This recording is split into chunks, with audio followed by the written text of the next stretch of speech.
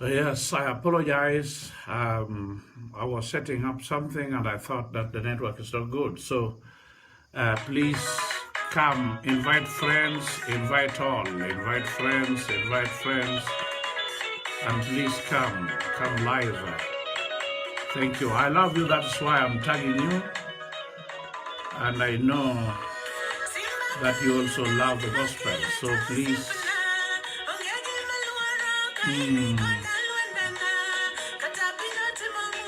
Hallelujah. Hallelujah. Hallelujah.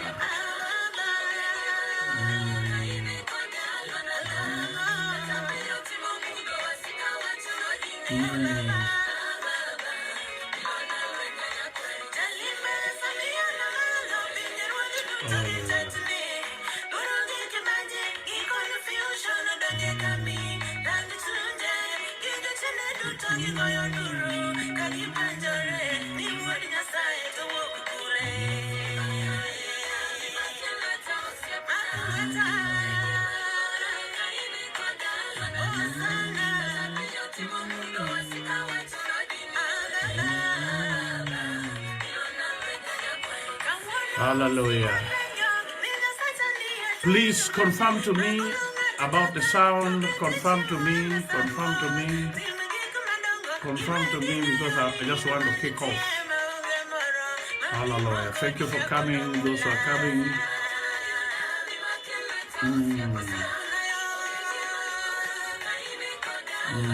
Take your time to come.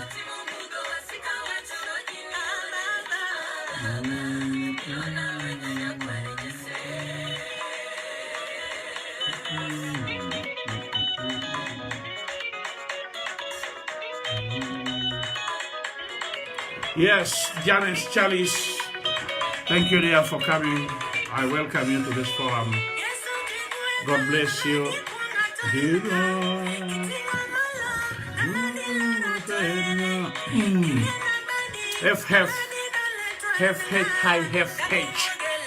what a name. Thank you for coming. Thank you for coming. Fistas Ogada Otieno. All right. I thank you for that, for confirmation about the sound. Yes, thank you. Glory to Jesus. Glory to Jesus. Adwaro monda som moma kawuono an kod weche moko ma Nyasaye oseketo ka. Madwaro monda wuoye erokamano kuom biro, ng'ato mosebiro. Ok abirito jomoko, to jomoko ang' noyudwa kore kanyo. Erokamano Festus Ogada kuom biro. Ng'eyo ni sani ji mang'eny moko pod loso kaka ginyalo yudo nyuka baro dhiambo. Josephine Gomba, asante for coming. Asante sana Semeji.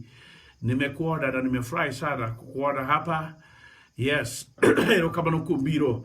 Adwaro monda wuoye weche moko godhiambo sani ka ok aluor nikech ang'eyo ni Nyasaye oseketo weche mabeyo e dhoga. Koro adwa somo kodi jawinjo mara nikech weche ma Nyasaye omiya gikonya to imbe gikonyi. Ma ok wachna kende, ma wach ni to kod mara be.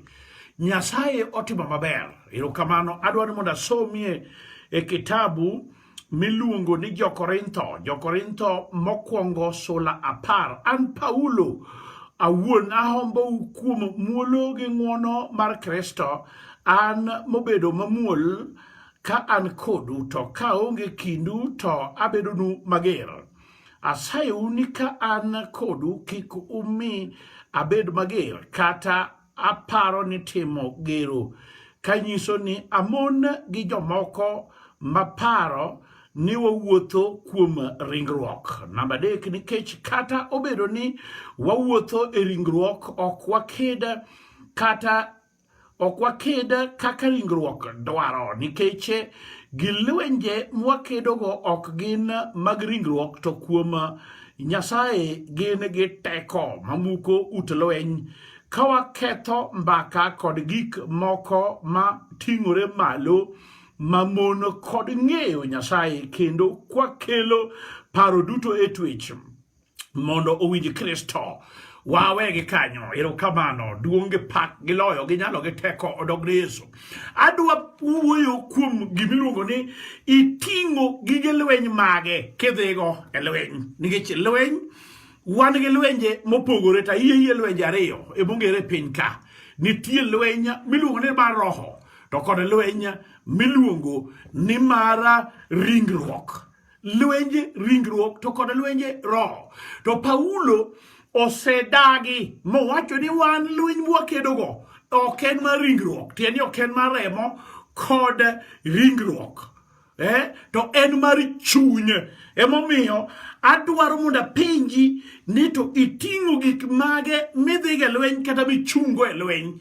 Ichung' e lweny kiting'o ang'o? Iting'o gi gin ang'o? Be silaha miting'o midhigo e lweny go belo kodgi lweny adier, lweny mar ringruok. Omiyo wadhi winjore kodi odhiambo sani nikech nitiere nyaka sama wuoyeni joma lweny osewuok kendo Satan osego tung mar lweny molando lweny, to gin koro ka gimuomore ka gidhi kuom Satan gi gik moko. Ka giwuotho ne Satan gichalo joma wuotho e fason, so moko dhi ne Satan koluokore maler mar oko mar ringruok motwang'o ne gik mitwang'o te ma ok abi wuoye, nikech ng'ato nyalo wuo ni mano to wuoyo kuoma, mano to wuoyo dina, mano to wuoyo ringra, to ing'eyo gik ma samoro jomoko go. Koro luwore ka bende lweny ma ng'ato dhiye, nitie lwenje to thothgi nikech Muma wacho ni gik moko duto ae chuny. Koro ang'o miting'o e lweti kata iting'e pachi kata iting'e chunyi midhigo e nyim lweny. Wasomo mamoro mondo koro alerni wachno mapiyo piyo mondo abi alam kodi Nyasaye. Muma wacho niya, Jo-Efeso 6:14 kene badhi somo, to chunguru, tweuru oguchu kod adiera, rwakuru tim makare kaka irwako gi lwenje mag akor. Mano step 1 mar lweny. Awuoyo lweny iluongo, jomoko luonge gi kisungu ni spiritual warfare. En lweny mar ringruok. Lweny mar ringruok. To adieri kabisa lweny ng'ene ok ji keda ni keda. Lweny nyaka nitie gik moko manyalo miyo lweny buki, kendo nitie gik moko ma imbe nyalo miyi kedi. Iluongo wa ni jolweny, jomoyie iluongo ni jolweny ma ngoche kod jomodagi ni eno luoro lweny. Gito kawuok kuomgi jomoluoro lweny to giriasore to gin jolweny ma chunygi ogar chalo chuny okela. Lweny ni e chunye ma kofuolo to kata kobuonjo to kata kowuotho tineno ma koyawo lweny. Nitie joma kata kawuotho kata street tineno mana koyawo lweny. Ochalo chot ma kata nangane kende oyaya lweny gi joma dware. Ineno ochala kata jaikuo ma kata kamo kale no godhiambo iwinjo mano seyawo lweny. Ketu gige maber, ng'ane no kalo ka wang'e orach oyawo lweny. Koro onge ng'ama nyalo wacho life that we live today is full of war and warfare. Life itself is comprised of war and warfare. Kore momi adwa wuoyo kuom lweny to gi silaha miting'o ma in ipakorigo ni iting'o midhige lweny. Gik ma ji ting'o ka dhige lweny miyo lweny logi pile. Gige jachien ok inyal loego nikech ing'e jachien e wuon chode. Kikoto ni chode in ok ibi chodo molo Satan. In bibiro ae ni rach, biro ae ka nitie gik miywago tinyalo ywago gigo midhigo nyaka e lowo. You will never outmatch the devil in his own game. Katitemo ni tijo mowacho niya ago lwenj ber mowire ne Satan morwakne Satan tight, morwakne Satan tumbo kat, morwakne moliel ne Satan punk, motimne Satan gige ne Satan. Ok awach ni gigo ni mag Satan, apana. Chunyi, the motive momitimo gino tieni nitie gimitimo miri ringe midwa yawo go lweny kata kidwa yawo lweny gi rach moli mobari ndasi kata kidwa yawo lweny gi kalani marateng mobari ndasi inyalo yawo ne lweny kiomo chupni mag modhi bi inyalo omo ne lweny kitere aora mimede go bal mimede gi nyalo wiro rimo mimede kimbo mimede cowboy mimede modhi machon masani takia mandalo moko chon kan iluongo ni Clearton kod Ambi mago krach inyalo rien en malweny migo odiochieng' achiel kata dwe achiel to kugik iga ma igo seluoro ma embe koro ringri kod dendi dwa chako goye lweny koni mokoni na adwaro wang'i to remo mane kuoge dendi koni ni ok adware kae tiyudo ka gik moko koro chako timore kuomi ma imbe ok idwar ma imbe ing'eyo mano to kadwa wuoye di jomoko biro neno niya onjawa wuoyo kuoma tapenjo niya ang'o miting'o midhige lweny mar lweny momonji nikech gimomonji to ing'eyo lweny migo ing'eyo lweny migo ing'eyo kata kigo lweny mar ot kata kigo lweny mar tich kata kigo lweny mar din kata kigo lweny ma kaka yo japuonjo nitie jomoko mago lweny ogo lweny kun ogo lweny chuny mathin ogo lwenje ng'eny koro muma wacho Paulo ni jowadwa nung'e kaka chalo ager to sama antie tamuol to kaonge tager we anyisi nitie lweny ma ok inyal abiro miyi gik moko adek ma kidhige lweny to nyaka ifel to kendo abiro miyi gik moko be adek ma kidhige lweny to nyaka ilo iwinja namba achiel wedhine Satan gi mirima wedhine Satan gi mirima mipakni in ng'ane ka ng'ane in gi degree in idhi university in idhi college in go nyundo in kapenta in nyar gi ng'ane in wuod gi ng'ane kati idhine Satan kiting'o mirima magi gik momiyo Daudi noloyo ng'amiluongo ni Goliath ochako yanyo Daudi mochwe moyany Nyasaye badhe pok noneno okono Daudi niya ni jo Israel gi jomanade gibiro na gi tong koda bende don't dishonor kikimi jasiki achai kiparo ni chunya chai ma irgo ni chunya chai ok chunya sai idhi kuom jasiki mondo ukedi kana jasiki obiro we chai ka ok ing'eyo ni to rope mage manie ng'eye kanyo nyaka ikuongi fweny ni to roho mane matiyo kiling'ling kuom jali momiyo ng'aso wach to sungore omiyo Daudi nofwenye to ok nowuoyo kaka owuoyo Daudi kodhine to wacho ni jo Israel gi joma nade gibiro na gikaw an guok bibiro na gi gik machalo kamagi gi magi to keluru monda mi winy kachiel koda sudhe magi pi mondo cham dongene manowuoro ka wiye choko kocha to kore maduong' nodonge pap to wiye chomo Jerusalem kata remo mol toke ne we kiki bede gi pride don't be proud kiki bede gi sunga ka tiwacho ni joka ng'ane ka katiwacho ni ng'ane ta ng'ane ta kiam no ware chondi kyotimore nade apana don't belittle, don't dishonor your opponent. Nikech ok ing'eyo chuny matiyo maling'ling man kode. Gima mane tim ka iyo wang' ka jasiki obiro nigi ich wang' imbe we ting'o ich wang' kidhigo koro ti gi gimoro machielo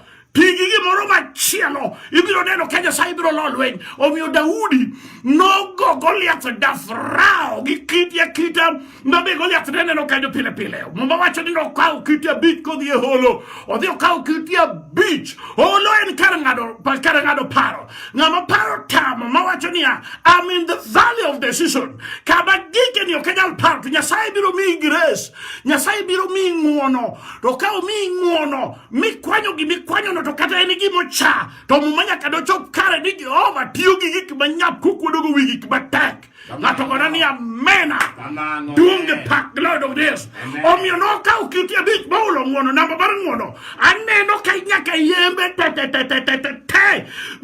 mane nie kor polo ni yamo goyo kit Daudi matin no yamo go twenye to yo malaike tweke tika to manyo mna wi Goliath kama ni not kata ya chieno chielore mo wacho ni eno en gi yedhe mo ai tali kod London kendo en chiedhe India to iti dak mana kai chamo mana pot kendo chamo mana dek kendo chamo mana suga kendo yuari mana go mena babe uyo ko ngadi to in gi Nyasaye within Satan ka okingeni mato Satan mechalo nade nigiti Nyasachi ki keto mbele muma wacho manda support kanyu Muma Maringeja Parga Beach Matendo Achiel wacho dango duoko wach mamul ema kweo merema to bakin to jemba nitie jomoko musikwania mano hakina I know my right mano hakina I know you are right that is right man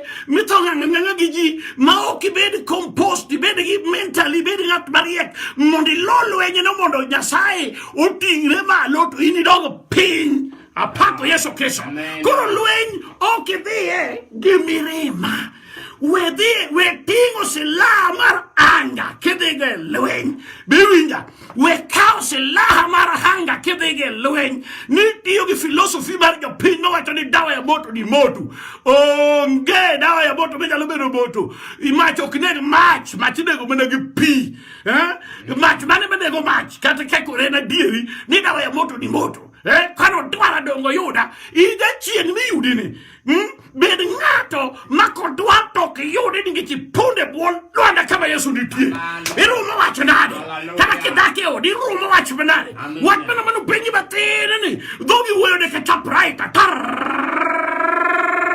mitbede dinge language kanyo koro Kiswahili chwada iye to Kiswahili chwada iye te chwada ki Faransa te chwada ki Espanyol go wech ninge maber ni samoro ngama no nyumino ninge remne ninge maber ngama ne nyuomo no ninge remne koro tapraita makori kete dhogi makori wuoyo kamere ma odonjo mangato tingo ni mirema no biro go in sila mari kik bed mirema sila mari obed miluongo ni meekness ibed ng'at mamuolie chunye bed ng'at madembore chunye ibed ng'ama muma wacho mana Yesu wacho ni beduru mariek ka nyithi thuonde to bed mamuol ka kuru ibedo mago sila makitingo makidhige lweny to nyaka ng'ama ne mirimbe ger biro wacho niya tawuoyo to linga nyaka bero ni an gi rieko moa kanyo ka ene mofuo to kitieko tikore niya ng'wonona ne molando ni chwado go jomirima iwinjo del mi chwado go jomirima ma igi thowanga wanya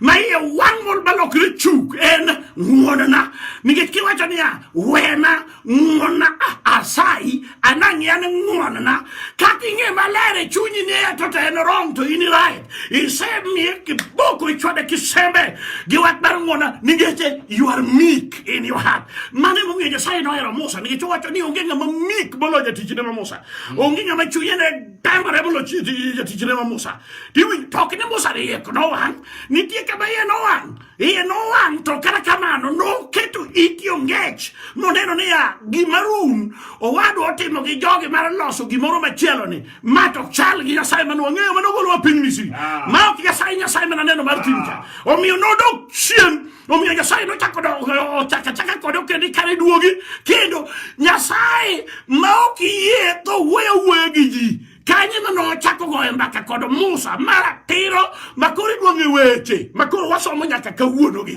ng'ato wacho ni duonge pak gi loyo gi nyalo gi teko odog ne Yesu amena namba machielo iwinja webedo ng'ama wacho ni en nyako chul kuoro mirima ma kuoro ok dhige lweny iwinjo kuoro ok dhige lweny nitie ji mang'eny kata mon mang'eny kata chuo mang'eny owacho ni nikech afwenyo nowuotho ame nyaka wuothne kochodo tachodo mana kaka ni winjo ka josiasa moro kawacho ni kage kwano to wakwano kage kwano to wakwano kage lando to walando mano ke kakilo lweny ok loka mano ne mar joka in kiyudo ka ni otimo gimoko winjore to in timo opposite Satan nyaka timne opposite kiyudo kose kuongo ni wach moro modwa challenge kuongine opposite tim gimoro manoko par ni nyalo timo kare momiyo Yesu wacho niya ni kaya to pamo lembi koni duokre koni magi mumbe bok inyal winjo ka ji yalo ok bi yalo gi kuonde midware pesa ibi makori niya wawe kanyo matin to Yesu wacho niya ka ng'ato pamo lembi koni duokre koni ok ni lembi ni tero niya ko timo ni gima chalo mana mo pado lembi mo chalo mana gima pado lembi ngene ni chuo dwar gima romo mulo lembe o ka wuoni kada ir ka wuono angi temane ni mulo lembi churi ni eni utugo angi winj pek mar bade samore tadi ni wi kati kori ma pachilal kore mo bio Yesu no ngeyo ni kecho o ngeyo he knows the anatomy of a man that you and you can never even be tempted to slap a man on the face. Kanyo is very sensitive. Kono mbia so chodi kompado koni. Nito do krekoni. Tieni kotemo nigi moro marachi kabisa. Me the opposite. O tio ki kokacham, me kor kachich. O tio ki kor kachich, me kor kacham. Oyani, kana di meru te brenade. Inwe yanye, watu moro machielo. Wakipenya ni kio temorenade kurugo ani jachino ketie e chiro mare be usegigene ni okorini maslinga boro ini koreni am gislinga uchiel maslinga par ini koreni am gislinga bi ite motembe ne makato satan kuduwi kabaji ni tie manyaka ngato penyi to dongi jale mo yawa okewe yawe itaka kura yandro timo ni yango kana kanga no timo ni mala jokewe yawe we gina sai itaka ni mwacha dana ngato kuliwa hana ngato gidene dongo wari nito katakawara ino kibia wari nikoro bani woni watu weche magari yako nikoro kanyo pachugi nikoro neno ni challenge kare temugik moko idonje chiro masatane moya we supermarket kaito inija nyeo te de nyeo gigene go magigene manyeo go betedo setani ningeche kiae gige satan motimogo to yini matuogo kiae gige satan motimogo to yini magigene ketore iwinyo na sera ni asara kayo wanto imbe yo asira dia sara in mi akanyuka adundo di rengo bok nyala ni cho semi ituo obiro kinyi to mi madundo dundo di koro gocho bok nyala kai tu kinya ni winya ni anaka chamgini chunya yudo ni tena ugo na koko kyote bra kanale ninge chinyewe se supermarket mar satan mabugi bok de gelwen spiritual warfare dwaro jok mongeo manyasai jo maro maler piogo. I'm talking about spiritual warfare loen and the tools or the gadgets that you should accompany you. Minyalo kaute dego eloen. Where revenge. The revenge is of the Lord. The war is of the Lord. Revenge is of the Lord. Ito mit kao mi wacho ningane to jakade nani to mane. Iyo de kanye some mo mane. Kor ke tunyi right to mo be tige reti. Masa mo be pachite guondi mi kao mi ten hui. Ke woro ni jene mage merema mage chulo kuoro mane wuro ma yo logo. E woro de biru kinu. Onge akweri Ongeo kinenyal gimamonde tem yud mana weche monde kia moma duomo dogni eso keso ruok apako nyo sai na lich kori winyo awacho nini ya dik boningi dhige lweny dhigi meekness mano gimeja kiting namba bachielo kaka Paulo wacho wale dhigi mane Paulo wacho ni kan kudu tokune mirimba tieni Paulo no puonjore ningeche no ng'eyo ni nitie gik makineno ng'ato kama to selo ni gika mondi neni ochai otimo gigi wang'i nade jogi asayalo ne gindalo mang'eny to pod gitimo na gik bericho gi to winjie mabe Paulo makondiko to weche ne mondiko pogore tieni nitiere gik ma Satan nyalo time wang'i tapija yalo wanyalo time wang'i kabisa katimemba onyalo time wang'i ni mondo yo wang Satan can take some dangle digitu liro nigo kaka me basari be wenge tek dik wage de gel wenge kia ni eno ni koro ko we din odi dinja ni mano le wenge goe na mo e mna din mo machelo di me din machelo to lo mane magoe okay ma jo chiende bo modangi kanyo e magoi onge na magoi koro kangi poko biro tibore ni lo wenge goe matek an kora kau kanta kete doda dodi onge alta dod dikora bede doda munda riti moko wacho ni jolemo gi tinde kyote monade an kanisa ga yudo ka chok chalwe o mianta ngado ni ange moma oda so me aneka ine yuda ansa mano spiritual warfare o se lo yuse goli oko onge ja lwen mago lwen dot lwen marki rod wachalo na lwen ni neno ma milwa ko ne boot ke ne lwa ko ne ugudu ke ne lwa ko ne lewni ko uniform iwinja en lwen real to kala kaban en mano mari chuni apako Yesu ja Nazareth iwinjo Apokalamu kodigo diambo. Paulo wachani ya. Wadagi. Kawatiyo gigige. Lwen mumewa. Mawayi wajogo teko magijuchende. Towaruano ginyaka ping. Mawa ketu paro kaparo. Manu wiji Kristo Yesu. Paro. Satan. Wedea lwen gikuot.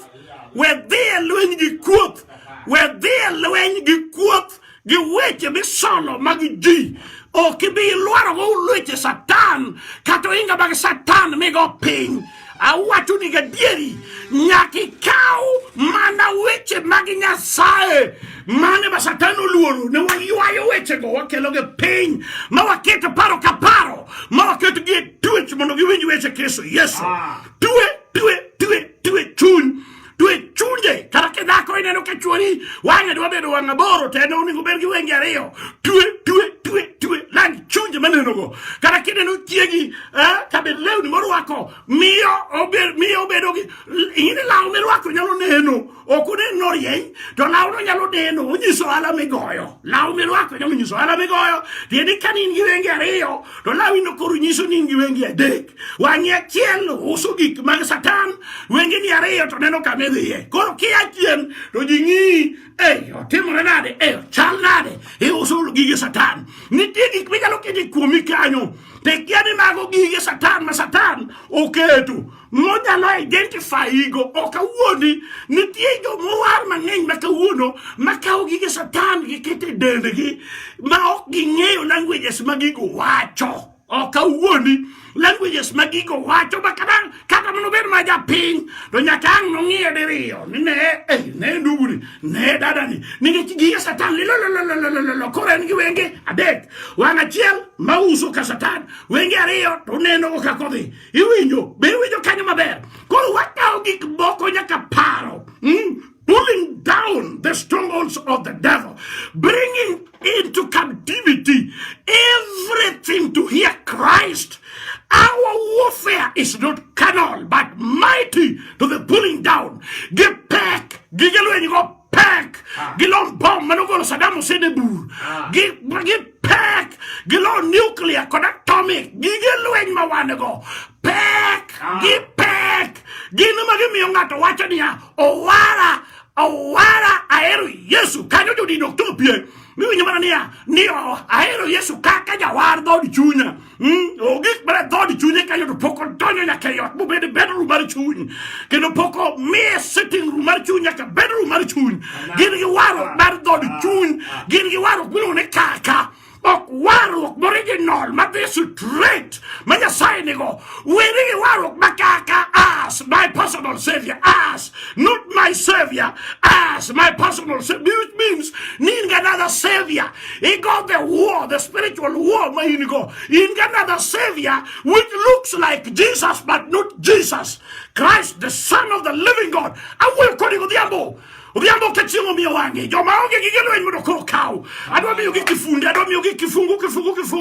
Adwa miyo bonde baga lwen. Maga tege lwen baga raw. Maka Satan biro katubiro ni lek. Katubiro kenendo. Katubiro ni gip. Binendo giwangi. Tiwa chwe Satan asenge hii. Momiyo Yesu noko ni Satan. Monde deo. Ondiki. Gimi loyo go lwen baga dek. En ondiki. Ok party, ok counseling and guidance. Gin gik mondiki, ondiki. Ondiki nango, niya Nyasaye achiel kende, yeri ahinya.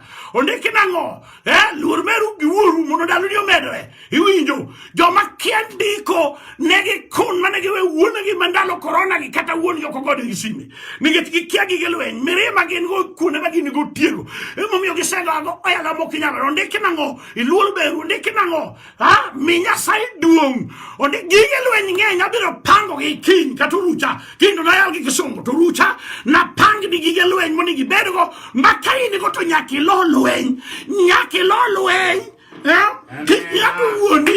Kiatu wuondi ni Nyasaye biro mana ne to neno ni oruma ni to se puonji kako di golwe ni kati di bedo kabone linga ni kati beo dogi kako jo muwaru nge beo Nyasaye ka to gigel wen to mi te taki kao Okonyi to mirima to inga tamuri weyo Okonyi to chunyi to ten talo chunya ngeno Okonyi to ten riambo bolo siene kachel koda gigelando gikpoko ne we tugo ki wata sai Kawona ko diambo abiro lamu ni Nyasaye mondi yodo gigelwen ma part 1 part 2 biro wala ni Nyasaye ko diambo sani dungo do Yesu Kristo apaki Nyasaye ni gete seheroa ni tigi kwacho ni nyakawawe ni gete gigo kdigelwen jamirimo kdigelwen nyakadung Jehova mirima mano mako de Nebukadneza gisadak de mesako da bedegu emomiyo Nyasaye no konyogi ni gete ne okungene mirima ma en go magerno e mabro loko regi mabro konyo gi mirima to miyo ngato wito lwen kata lwen mano winjoro lo to ero kamano ni giti ni pio kode mondo yudo mirima no mondo jogo yudo loch apako ini giti kare gimoro ka gimoro tiyo kare nenga mogedu kuomi iloche ne ngato Jehova lok gik moko atara mondo giti kodwa gitinwa kati yanyowa ni gifu e momiyo giwene ji mondo wene ji otinwa kati wacho ne bawa pek wakiamino wache bajimine wache mino bei gikuchanade wache no mundu otinwa kati wanyo dako moro no bolo nangoma mone kwero chwara ngoma mone wuoyo ngoma mone tibolade Nyasaye wache no otine nige chwachi ni tokriambi apako imenya ke chienge nyingi Yesu Kristo Amen. Dungo Yesu Kristo.